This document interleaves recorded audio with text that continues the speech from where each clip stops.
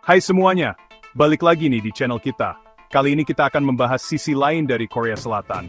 Di balik gemerlap K-pop mengungkap sisi gelap kehidupan malam Korea Selatan. Korea Selatan, siapa sih yang gak kenal? K-pop, drama romantis, teknologi canggih, dan tentu saja kehidupan malamnya yang super meriah. Siapa yang gak terpesona dengan hingar-bingar Gangnam, Itaewon, atau Hongdae? Musik yang bikin goyang, lampu neon yang wow banget, dan semangat anak muda yang membara. Seru banget kan? Tapi, pernah nggak sih kalian kepikiran, apa yang sebenarnya terjadi di balik semua kemeriahan itu? Di balik pesta dan musik yang asyik, ternyata ada sisi lain dari kehidupan malam Korea Selatan yang jarang terekspos. Sisi yang lebih gelap, lebih rumit, dan jujur aja, lebih menyakitkan. Nah, di video kali ini kita akan mengupas tuntas sisi gelap kehidupan malam Korea Selatan. Siap-siap ya! Budaya konsumtif dan tekanan sosial jebakan kemilau kehidupan malam. Coba bayangkan, hidup di negara yang sangat mementingkan penampilan, di mana standar kecantikan dan kesuksesan itu tinggi banget. Berat ya pasti.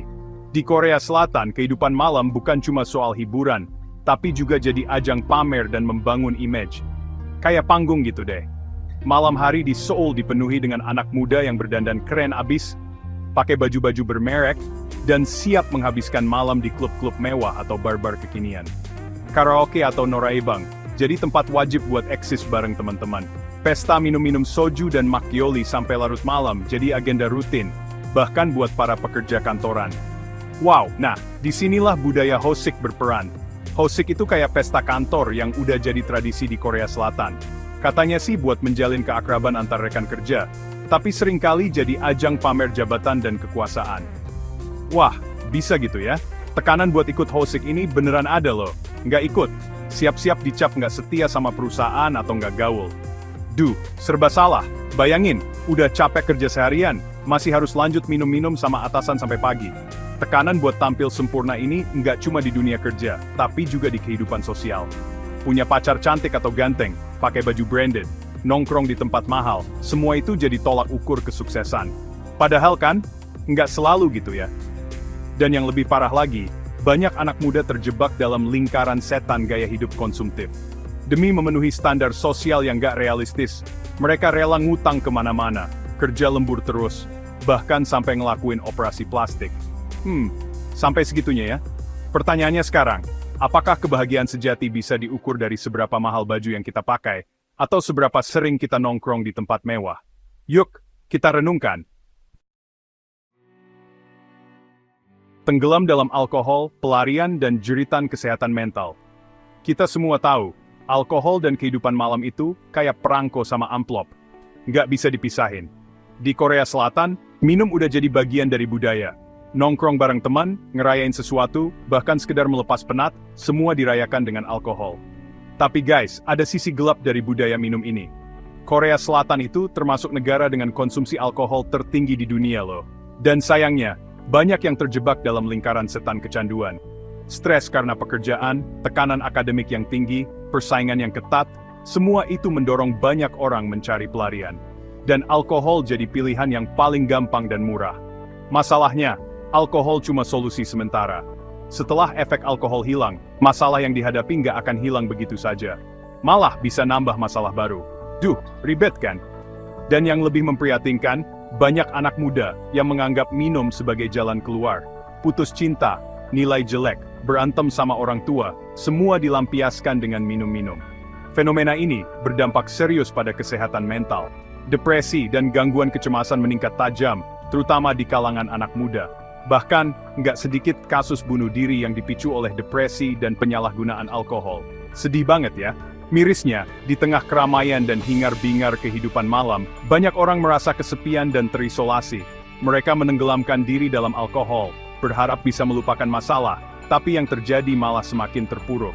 Jika kalian merasa tertekan atau memiliki masalah, jangan ragu untuk mencari bantuan profesional. Ingat, ya, kalian nggak sendirian. Lanjut ke chapter 3. Kehidupan malam selalu identik dengan hingar-bingar klub malam dan bar mewah. Di Korea Selatan, industri hiburan malam ini berkembang pesat. Tapi sayangnya, di balik gemerlapnya, tersembunyi sisi gelap yang mengerikan, eksploitasi. Kita bicara tentang industri hiburan dewasa yang melibatkan perempuan sebagai objek seksual. Mereka dipekerjakan di bar, klub malam, atau room salon dengan iming-iming penghasilan besar. Tugas mereka menemani tamu minum, mengobrol, bahkan menari.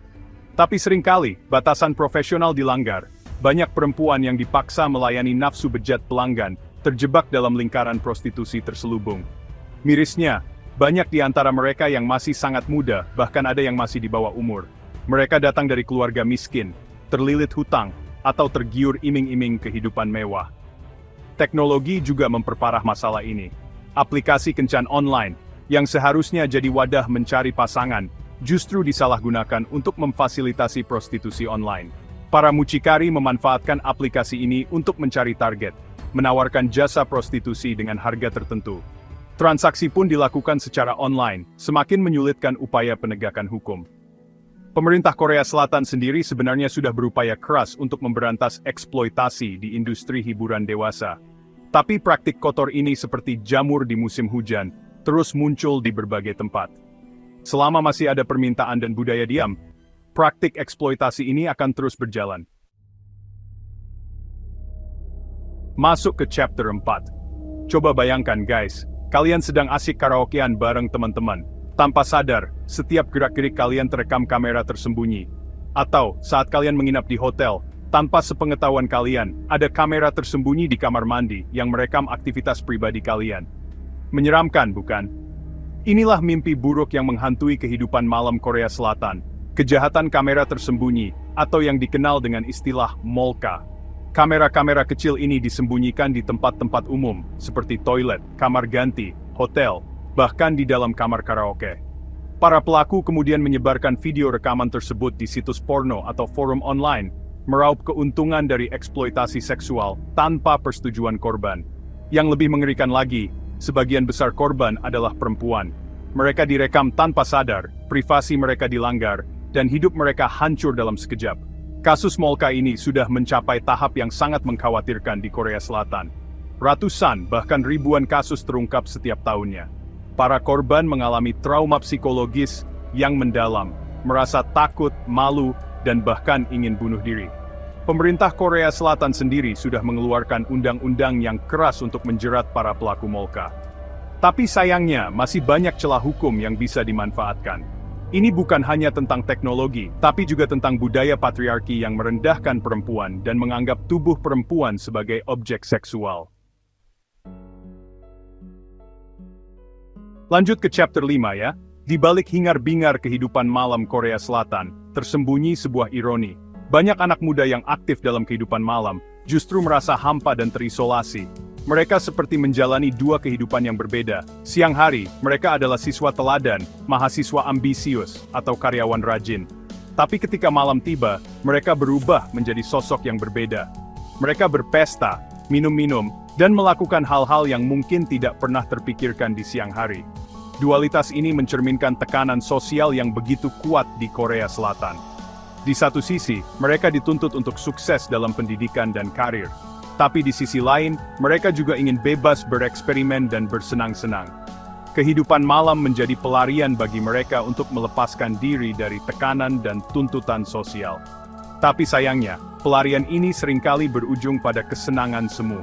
Alkohol, narkoba, dan seks bebas mungkin memberikan kenikmatan sesaat, tapi tidak bisa mengisi kekosongan jiwa. Pertanyaannya, bagaimana caranya memutus lingkaran setan ini? Jawabannya tidak mudah, tapi kuncinya adalah menemukan keseimbangan dalam hidup. Setuju kan? Kehidupan malam di Korea Selatan memang mempesona dari luar. Musik, tarian, dan cahaya lampu kota yang memikat. Tapi, seperti yang sudah kita bahas, di balik gemerlap itu, ada sisi gelap yang menyimpan luka sosial, tekanan psikologis, dan bahaya tersembunyi. Saat dunia terpukau oleh kemasan budaya pop Korea, penting juga bagi kita untuk melihat realita di balik layar. Memahami bahwa di balik gemerlap K-pop dan drama Korea, ada manusia yang berjuang dengan masalah mereka sendiri.